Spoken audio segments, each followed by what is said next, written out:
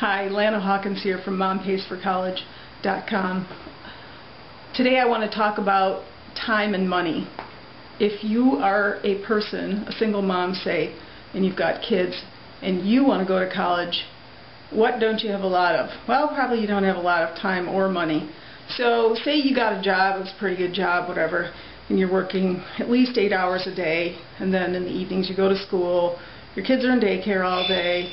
Well, you might have enough money to pay for it, but you sure don't have enough time to enjoy your life, and it's going to be really stressful. I know because I did this.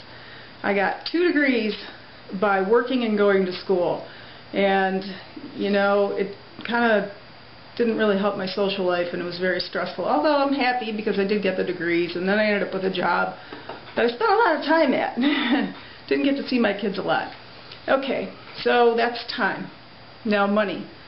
What if you ended up with a really good job? I don't know, whatever that means for you. You're making a lot of money, but you're working a lot of hours, 40, 50, 60 hours a week. And does that mean success to you? You know, it could for a while, but after a while you're going to get kind of tired of working all those hours, and you're going to think, you know, what about some life for me?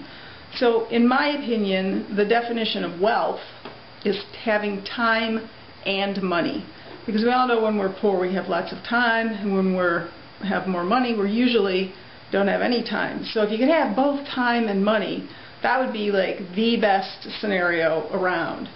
And that's one of my goals, is to have time and money. So if you are interested in learning about having time and money, come and check out my blog at MomPaysForCollege.com, where we discuss all kinds of topics related to that, and there are reports available that you can learn different ways that you can make money that require more or less of your time.